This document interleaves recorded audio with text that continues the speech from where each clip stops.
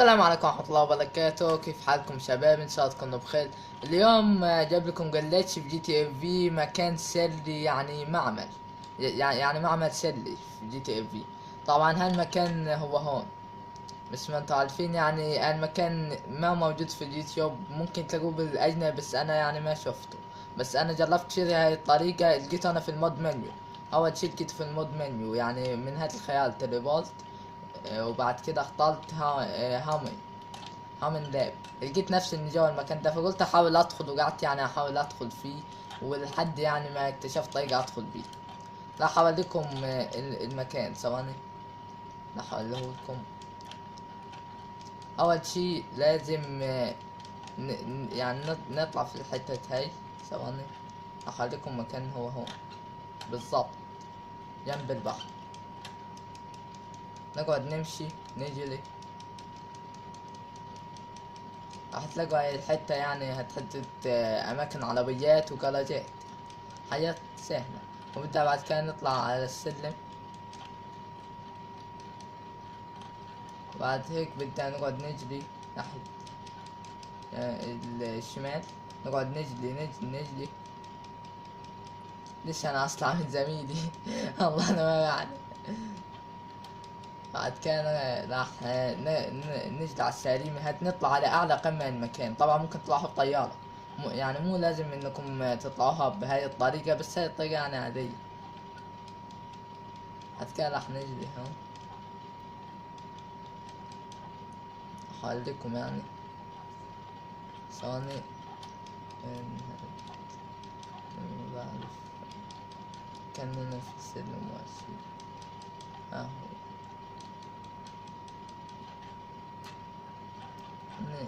لحظة ثواني راح نشوف. تحت.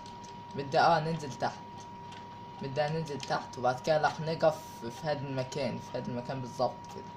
او عادي بتقف مثل زميلي، بس في هذا المكان اضمن، يعني مشان ينجح معكم الجلتش من اول مرة. يعني من اول مرة لازم ينجح معكم الجلتش. طبعا راح نتصل بسايمون اذا ما كان عندكم مهمة سايمون او جيرالد او لون. لازم هدول 3 مهمات، مثل ما قلنا هدول 3 مهمات هم اللي راح يخلوكم تدخلوا اي مكان سري. طبعا بعد ما ندخل المهمة نطلع على طول، او عاد لو نشتري اسلحة ونطلع اللي تبوه. بعد كده راح نلاقي نفسي في هذا المكان اللي بدخل انا بالمود منيو، وراح افتح اماكن كتير بالمود منيو تاني ان شاء الله واكتشفها يعني. هذا المكان ما بتوقع ان حد شرح في اليوتيوب. هاد زميلها راح يجيلي في هذا المكان. سوى افضل مكان اللي انك تقف في نفس المكان اللي كنت واقف فيه، عشان هيك بتظبط اكتر. بس عادي ممكن انها تظبط مع زميلك، عادي يعني بتظبط في اي مكان. بس لازم تكون في نفس الحتة، دي اهم شي يعني. وراح نمشي، هتحسه يعني زي بتاعة مطافي او هيك، يعني معمل، مثل المعمل كده.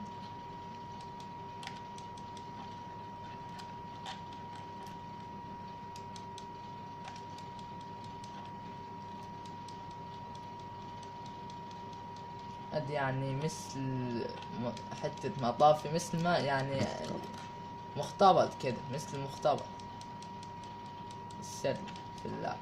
ما بعرف ليش صنعوه، ولا يعني مكان غريب.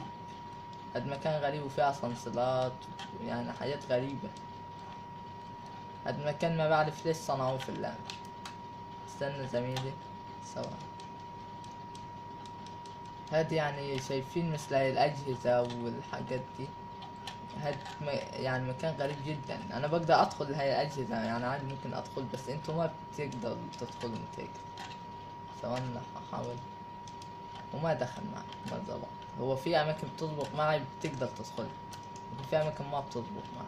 راح أروح لزميلي تربط. يعني في أماكن بتظبط معي بتقدر تدخلها، لكن في أماكن ما بتظبط خالص إنها تدخل. مو كله بيظبط. بس هاد المكان راح نجرب مثلا ندخلوه. ظبط معي زي ما انتم شايفين. هاد المكان ما حد بيقدر يدخل غيري انا اصلا، يعني هاد المكان ما موجود اصلا في اللعبة، ما حد في العالم يقدر يدخل هالمكان خالص. لكن انا ممكن تظبط معي وادخل، عشان معايا مود من. كنت شايفين في حاجات مخفية، يعني حاجات غريبة اول ما بتدخل. بالمود منيو، لكن اذا كنت من غير مود منيو ما بتكون في حاجات غريبة، راح اللوحة الزمنية بطريقة افضل.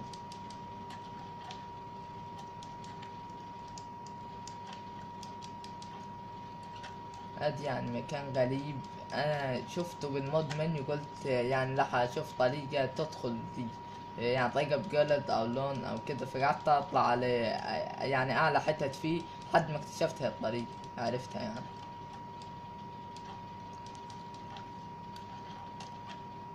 محل حزامين دي مشان ما اطول عليكم.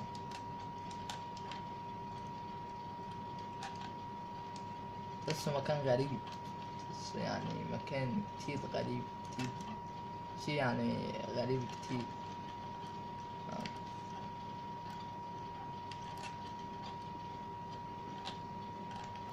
مثل المعمل كده، في أدوية وأشياء يعني بتكون غريبة عن اللعبة أصلا. أنا بتمنى إن المقطع يكون عجبكم وتعملوا لايك وسبسكرايب، والسلام عليكم ورحمة الله وبركاته.